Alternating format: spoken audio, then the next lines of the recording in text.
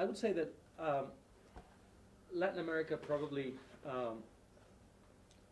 matters a lot more than the United States thinks, and perhaps not as much as we Latin Americans would like to think. We have had in the last few years almost a non-existent policy toward Latin America on the part of the United States. I tend to characterize it as neglect, or perhaps even benign neglect, except for the drug war, which is always, of course, a very active dimension of U.S. foreign policy in general. But in terms of a Latin American policy, I think we can speak of pretty much neglect. Why that happened is a different question. Obviously, 9/11 had a lot to do with it, but other factors have contributed as well. It's a trend that's been going on for a few years. I think this is wrong. I think Latin America should be part of the U.S. world focus a lot more than it has been. We're bound by everything: history, geography, trade, and investment flows. I mean, the trade between Latin America and the United States amounts to about $600 billion. The accumulated investments in Latin America by U.S. companies amount to about $400 billion in the last few years, $25 billion last year alone. U.S. sales to Latin America support at least 2.5, perhaps 3 million families here in the United States directly, and perhaps many more indirectly. 15% of the population here in the U.S. is Hispanic, and immigration, including illegal immigration, continues to be an important part of this equation. So clearly we matter.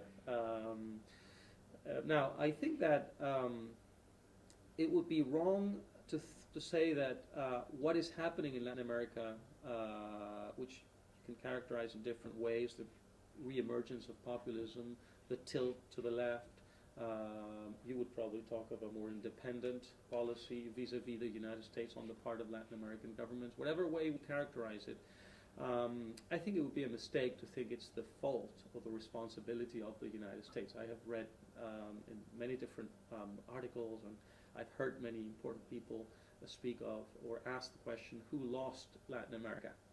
Nobody lost Latin America. What is happening in Latin America is essentially the result of homegrown tendencies and trends that have been, I guess, brewing for quite a while. I would say basically that there is a large chunk of the population that is not partaking yet in democratic life, in civil society, in the market economy in the way it would like to. It feels disenfranchised.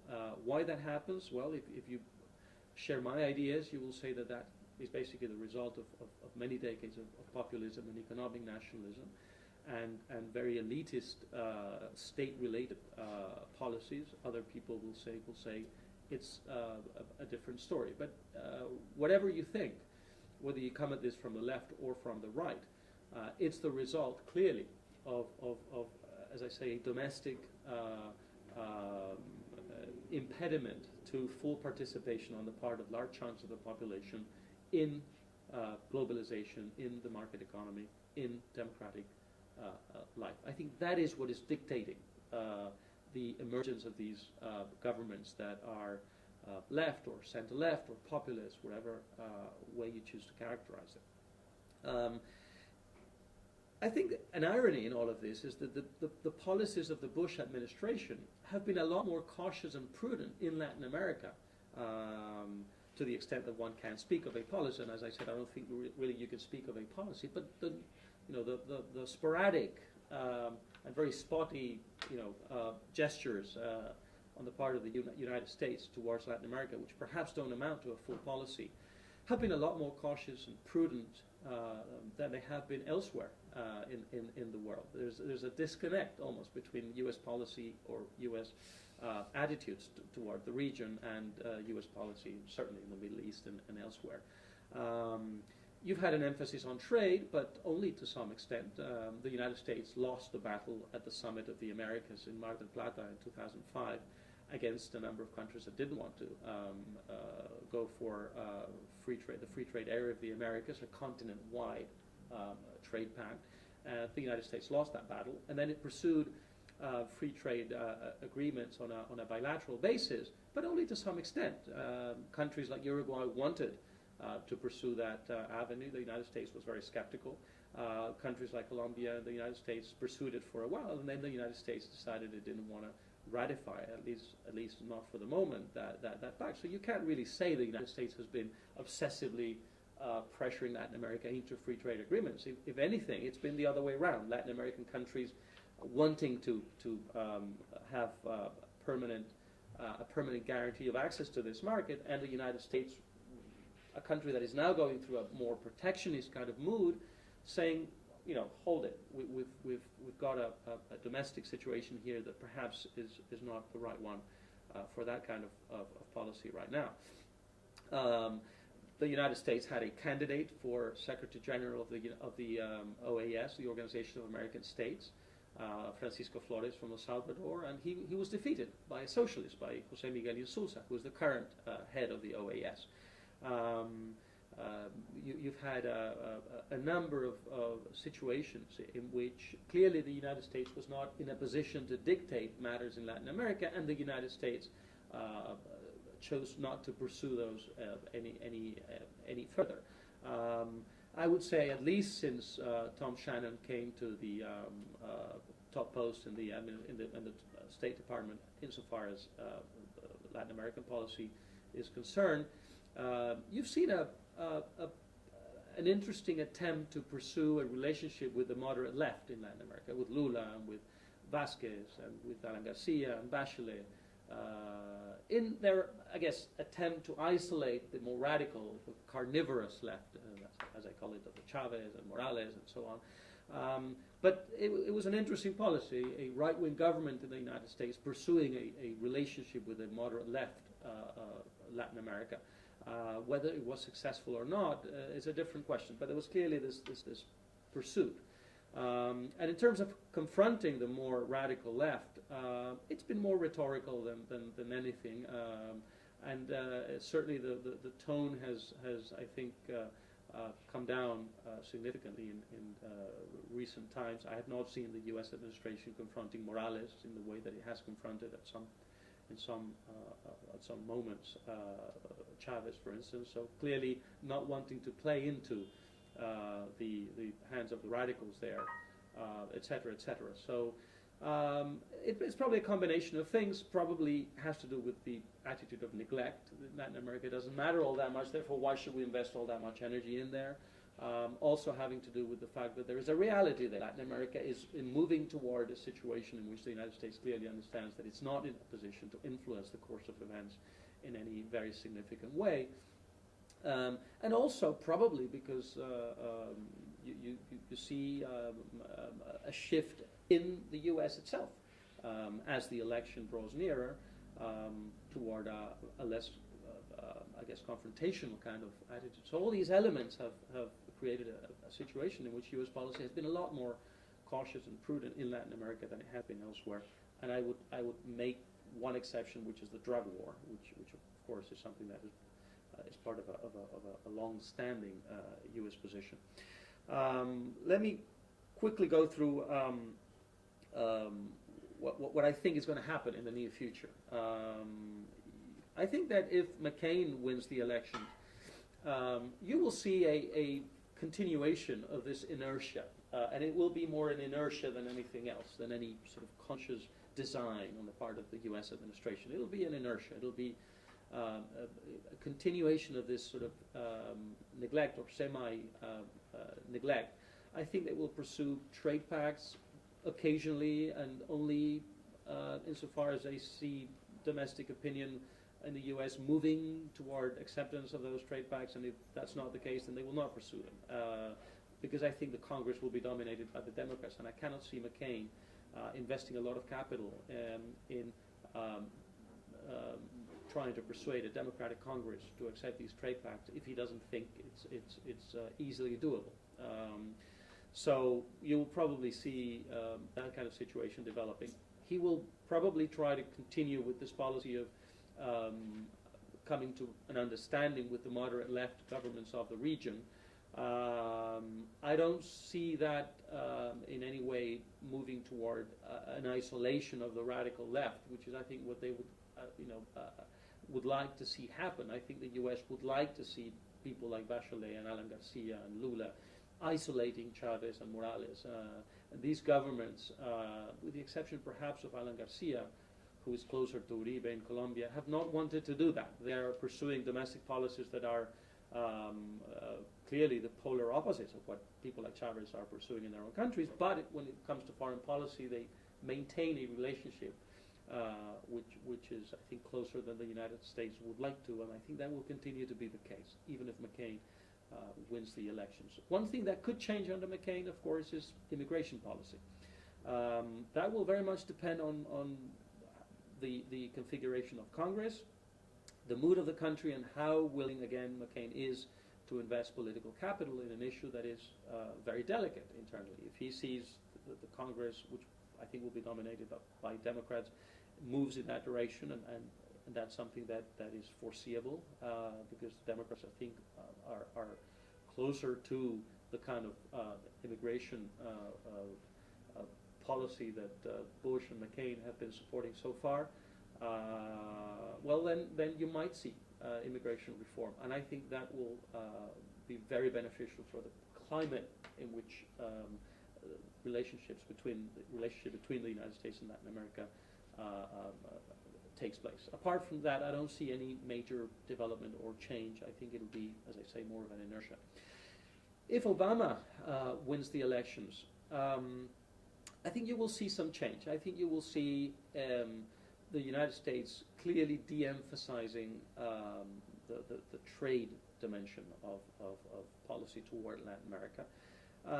In a way, that's been happening already because of domestic opinion in the United States, because of the Congress, which is now dominated by Democrats anyway. So clearly you have seen a shift, move away from this very enthusiastic pursuit of trade pacts with Latin America that was the dominant, I say, trend in the Bush administration until recently.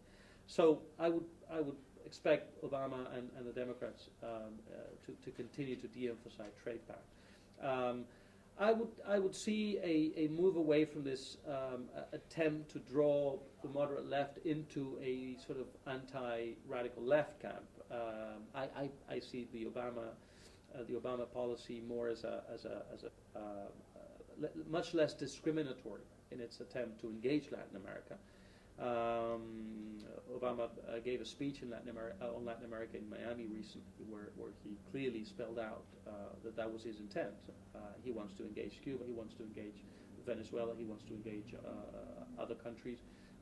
So I would see again a move away from this idea of splitting the left into two camps. Which is, of course, not an invention of the United States. It's already happening in a way in Latin America in terms of domestic policy, the domestic policy that each one of these governments is pursuing, although not in terms of the relationship among these countries, which is still rather close. I would see a Democratic administration moving toward immigration reform, and as I said, so far as that reform will involve some kind of path to legalization for most immigrants here, clearly that will create a very positive climate for the relationship in the near future. Other pursuits that Obama spelled out, I think, are more idealistic than realistic, and probably will run into trouble. The partnership with Latin America for alternative fuels. That has already been, in a way, the policy of the United States, with less emphasis and with a less high-sounding rhetoric, but it's been the case.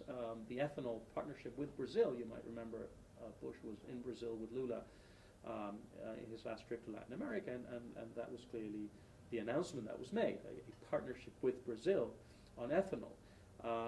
What's been the result of that? Another actively pro ethanol or alternative fuels policy. Well, the result has been that food prices are skyrocketing. It's been a major element. It's not the only one, but it's been a major element. So an Obama administration will have to weigh very carefully the benefits of a policy that might in the long run diminish dependency on oil, but in the short run will have devastating effects in terms of food prices. So I would say essentially to sum up that the U.S. is much less influential in Latin America than it used to be, that the policy that has been in place for recent years has been one of essentially neglect, with the exception of the drug war, that in the near future, if McCain wins the elections, we will see a continuation of that trend, and if Obama wins, I think we will see shifts more in terms of atmospherics, of a climate in which the relationship takes place than in terms of actual policy, because many of the things that he would do are already being done because the U.S. administration is much less powerful domestically vis-a-vis a Congress that's already dominated by the Democrats. Thanks. Okay? All right, we'll hear from Mark Weisbrot now. The first thing is you've had a long-term economic failure in Latin America, and this has been, whether it's true or not, it's been associated with these reforms over the last 3 decades. And so I think that's a really big thing. We mentioned the other one. That, just to take a look at that for a second, I always bring out this graph because I think this is the underlying basis of the election that we've seen in Argentina and Brazil, Bolivia, Uruguay, Nicaragua, Ecuador, and now Paraguay.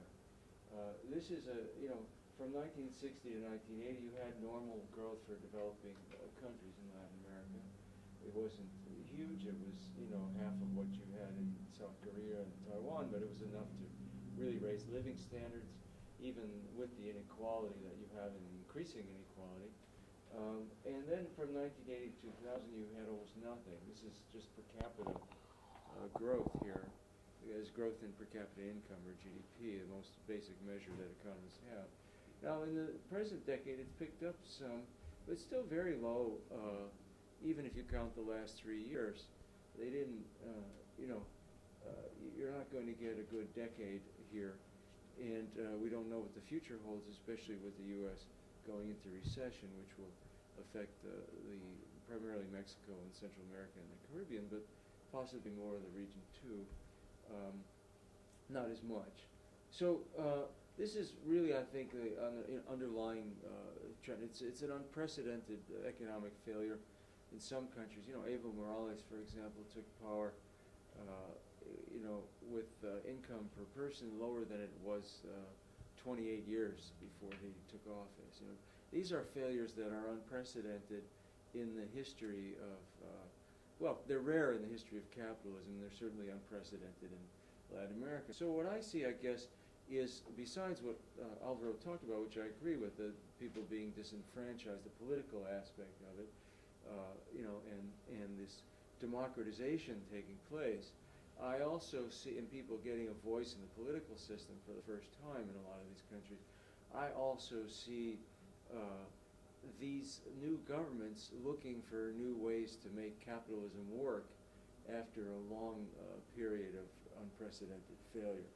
And so I think that's going to continue, and I think because the United States government doesn't really recognize that, they've never really acknowledged that there was a failure because they don't really want to talk about the reforms that failed. And I'm not saying all the reforms were bad either. Some of them were necessary in different countries at different times. It's just the entire package, which is referred to in Latin America as neoliberalism, clearly ended up with a major failure in the vast majority, really almost every country. Only Chile has grown faster since 1980 than before.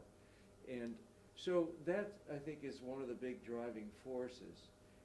These are just the policy changes which everybody is familiar with that have taken place. And again, you have the United States still really pushing these and saying that you just have to do more. And the governments in the region, the left of center governments, are all going in a different direction. Even Lula, for example, has not he's maintained some of the policies, some of the macroeconomic policies of his predecessor, certainly monetary policy, but they've eased up some on fiscal policy, and they've certainly put an end to the privatizations, and they tripled or not tripled, but they vastly increased the minimum wage, and so there's changes there that definitely departed from previous policy, and I think you're going to see more in that direction there. And of course, some of the other governments had very drastic macroeconomic change, including Argentina, which made a real stable and competitive, real effective exchange rate the target for their central bank, which is something that neoliberal central banks don't do. It's very important macro policy, much lower interest rates, and had a very defaulted on $100 billion worth of debt, took on the IMF. That whole story was a huge break with the past. You have other governments now too, Bolivia, Ecuador, Argentina, Venezuela, for example, all of them, instituting policies that were not really allowed or considered under the old regime, with different degrees of success. So that's one thing I would emphasize, just so you see the importance of how, what difference policy makes. This is just a graph of Brazil and South Korea. You can see until 1980, both of them were fast-growing countries, with Brazil considerably higher income than Korea. Korea continued after 1980 to grow rapidly, and Brazil did not. It has hardly grown at all, about 0.5% annually per capita. So that's the difference. South Korea now has a living standard similar to Western Europe, and Brazil is still a middle-income country with an enormous amount of poverty. That's the difference. This is what I think Latin America has foregone. This was the possibility that Latin America had, not the whole region, but various countries, and the whole region would have benefited if it had continued with some successful economic policies. Those are just the countries. And, on the free trade agreements, I guess I would differ a little on, you do have obviously resistance to these agreements. We don't call them free trade, by the way, at CEPR, because they're not. They raise some barriers and they lower others. And from an economic point of view, the barriers that they raise are often more economically important than the ones that are lowered, especially in Latin America, where these countries all have pretty much market access for almost everything they want to export. So the barriers that they raise, for example, around patents and pharmaceuticals, can be more important economically than the lowering of tariffs, which again, in many cases, comes out to be very little.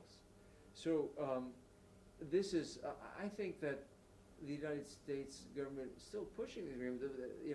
They're divided. Obviously, there's opposition in the Congress, but they can't really get anywhere. It was a lame duck Congress in Peru that passed the agreement. There's enormous resistance in Colombia.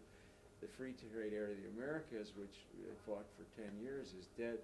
So the trend of the world is moving in another direction. The WTO is having enormous problems completing this negotiation that's been going on for more than a decade as well. And I think it's partly because of the recognition of failure. That is, not that trade is a failure. Trade is a very important engine of development. And so can foreign direct investment, which is a huge part of these agreements, can also be an important engine of growth and development. But it has to be used in a manner that, like China used it, which was done outside of the World Trade Organization for most of the last 30 years. And it has to be done in a way where governments can actually choose a development strategy. The abandonment of development strategies was really one of the major policy changes of the last 25, 30 years, and that's one that these governments are now reconsidering. This is just a little bit, people don't know, I think, in this country very much, the U.S. support for the coup in Venezuela and its subsequent efforts, tacit support for the oil strike, funding of opposition groups, all the things that the United States has done in Venezuela. That's part of the equation, too. This is part of the reasons why we have such bad relations with Venezuela. And I think it affects the whole region because, as Alvaro pointed out, the United States has tried very hard to isolate Venezuela and say this is the troublemaker, this is the bad guy in the region, but In fact, Lula and everyone else has pretty much consistently supported Venezuela because they see this dimension of the struggle. That is, that Venezuela is not really, despite Chavez's rhetoric, is not really the aggressor here. They're the ones that have been infringed upon. And I think this was true most recently. And that's, I guess, why I would like to be optimistic, as Alvaro is, and there is a possibility. But I see more collision course, because if you look at recent events, you know, the raid, for instance, the cross-border raid by Colombia into Ecuador. There's another example where the United States clearly was the only country, practically the only country that didn't condemn this, and probably had gave the go-ahead for it, most likely. At least that's what everyone in the region believes. And clearly they're pursuing, again, this strategy of confrontation. They killed the chief negotiator for the humanitarian accords, and whatever you want to say about the dispute, clearly almost all of Latin America is lining up on the side of Venezuela and Ecuador. You saw that in the OAS and the Rio Summit. And here's the United States, which, trying to be quiet and diplomatic, as you pointed out. Shannon is a diplomat, but nonetheless, everybody knows where the differences lie, and they continue in the aftermath of this with the whole Interpol report. And talk about hostility and aggression. I mean, the State Department acknowledges publicly that they're considering putting Venezuela on a list of state sponsors of terrorism. Now, you really can't get any worse than that if you're really trying to antagonize a country no matter how polite you are about in your language or what kind of diplomats you have, a nicer ambassador and things like that, you're going to do things like that, you're going to get a very strong backlash. And so that's why I don't see the big changes. Now, you get to the future. What's going to happen? McCain is obviously more of the same. He's more aggressive than President Bush in many ways, certainly in his rhetoric. One thing you have to take into account is that you have to take everything a presidential candidate says with a ton of salt. And this is the reason that Florida, is an obvious reason for this. If you had in this country, I think, imagine that all the people who believed that Elvis Presley was still alive were concentrated in one state with enough electoral votes to swing the election. You would have candidates arguing about the king of rock and roll and causing accusing people of being unpatriotic for saying that he's dead, and so on. And this is a lot of what you're seeing in this. So when Obama says in his statement that he's defending the right of countries to go across the border like Colombia did, and it's just basically saying I'm taking a position opposed to the rest of the region. I don't know that he's going to say that after the election. If he does, then we're back to square one, and there was no election as far as Latin America is concerned. I don't really think he'll do that. I think that was a speech to the Cuban American, what was it? Cuban National Foundation. Yeah, it was the Cuban American National Foundation. So we don't really know. I don't think the campaign rhetoric is really going to tell us very much about what U.S. policy is. But here are the economic trends, I think, that will push it in the direction that it's going.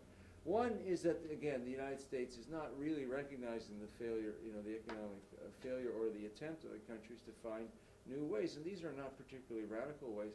Many of them are in place all over the world, including Latin America, 20 years ago, 10 years ago. Two is the United States economy is going to become less important to Latin America in the next few years, especially because we're heading into a serious recession, and our trade deficit is going to shrink some.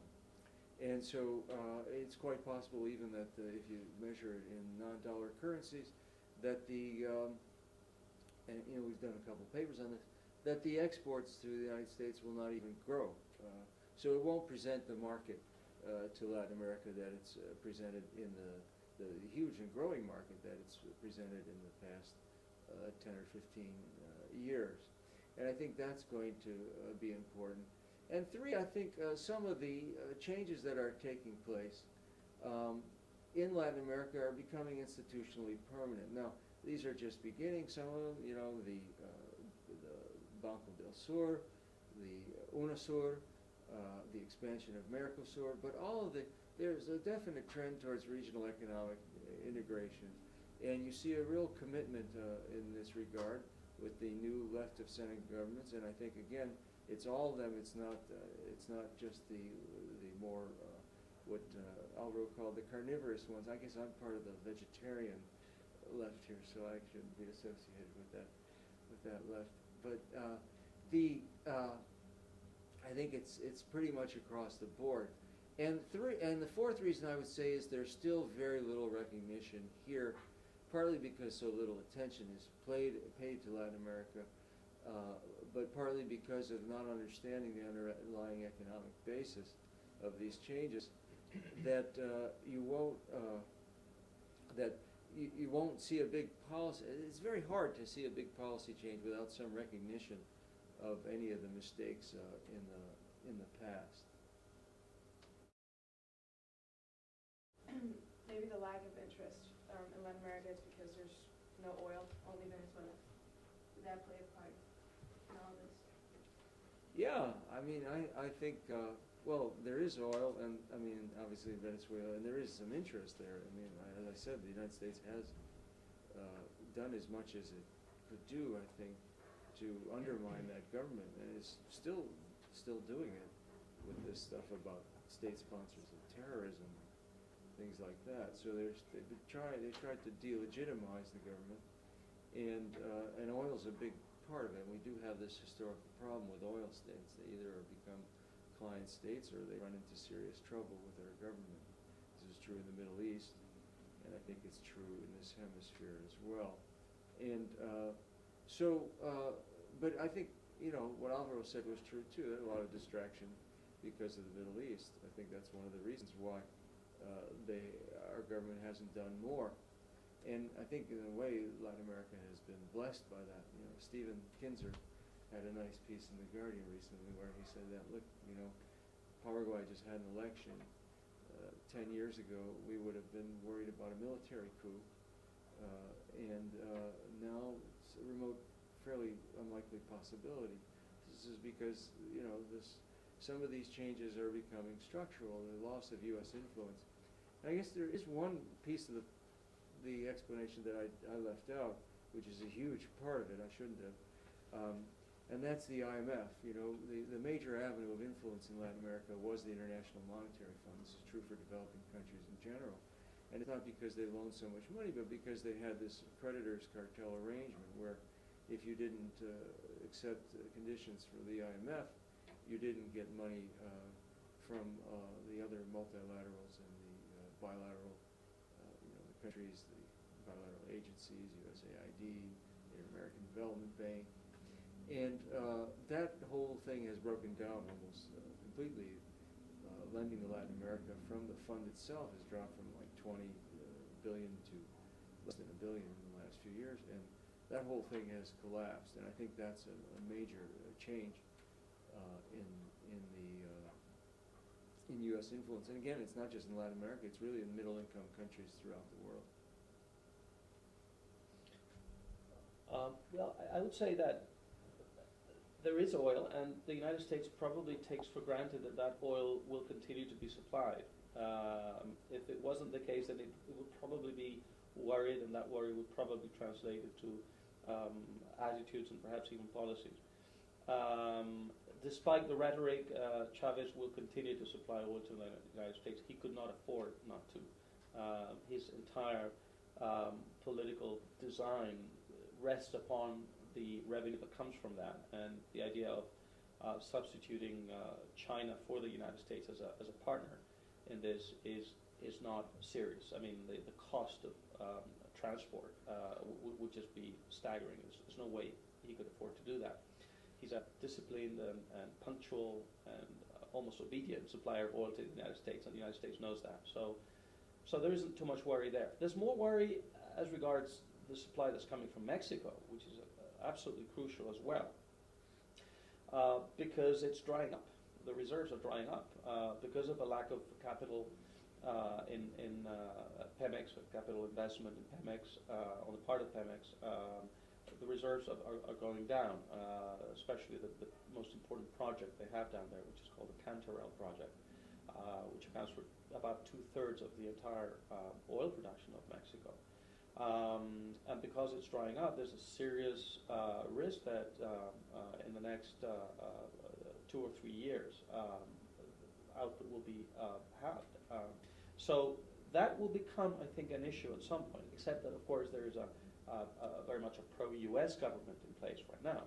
So that's not something that would trigger immediately a hostile policy. I think, if anything, it would trigger a sort of friendly pressure to try and open up Pemex and the oil industry to private investment. The Mexican government is trying to do that anyway, except it's an extremely sensitive issue in Mexico, and they're in the middle of a huge debate about that. So I think that's the reality. There's also, or there was an effort to try and replace oil with natural gas at one point, but of course the developments in Bolivia complicated matters, because the idea was to have Bolivia supply oil to California and even to Mexico. Sorry, not oil, natural gas to California and to Mexico. But of course, the internal politics there stood in the way, and the only alternative supplier might be Peru, where important discoveries were made in not so distant past. But a lot of that is being supplied elsewhere anyway. So I don't think natural gas will be a viable replacement at this point or in the foreseeable future. Question, and now there's increasing research coming out saying that it isn't actually a net positive. Even the sugarcane may not be ethanol may not be a net positive contribution in terms of climate change. So I think you will see some changes in policy there. I think some of the governments, Europe and Japan, that have these ethanol requirements for their gasoline might reconsider those. And Alvaro already mentioned the problem with the food. So, no, I don't. I mean, it can be done, but I don't think it's good policy, and I think there will be some changes in the next few years. The second part was the. In general, what is the impact of the economic slowdown? Okay, yeah. We did a paper on that recently, and so I won't go through the whole thing. But basically, the impact is going to be strongest on those countries, Mexico, Central America, the Caribbean, the countries that have the so-called free trade agreements with the United States will be the hardest hit, simply because they have the exports. It's hard to predict exactly because a lot depends on currency changes, and but there's no doubt that it will have a serious impact, especially on Mexico. Mexico went into recession in 2001 during our last recession, which was quite mild, and we're expecting this one to be much more serious. So I think it will have a significant impact on those areas, negative impact. I would simply add that I think the best move the United States could make on the ethanol front is to get rid of the tariff. Right now we have a very absurd situation, a government and a country almost, because this is almost a national aspiration now, clearly intent on making ethanol and other alternative fuels the centerpiece of their energy policy, using everything from subsidies to laws forcing the energy mix to be partly based on ethanol. And yet you have a 54% tariff against imports of ethanol from Brazil, which is the main producer, together with the United States. So I think that if you got rid of that tariff, you could clearly supply the market here, and you could lower prices, and it wouldn't be enough. But clearly, having that tariff is not only offsetting many of the internal moves, but also, I think, standing in the way of moving forward. In terms of the impact of, I think I mean, it'll be significant. Mostly in Mexico and Central America, a lot more than in South America, I think. It's said in South America, it will depend on whether the sort of drop in demand here for imports will or will not be offset by the drop in the value of the dollar. Obviously, if you know that trend continues, that will make imports more expensive, and so that might complicate matters even further. But if the trend changes and those imports become cheaper, then I think Latin America will continue to export. I was surprised to see that last year U.S. companies invested about $25 billion in Latin America. I would have expected that to drop somewhat with respect to previous years. But perhaps it just means that the crisis hasn't caught up with those foreign investors yet, with those American investors in Latin America yet. I would expect in the immediate future a drop there as well, in terms of the amount of investment that's going down south.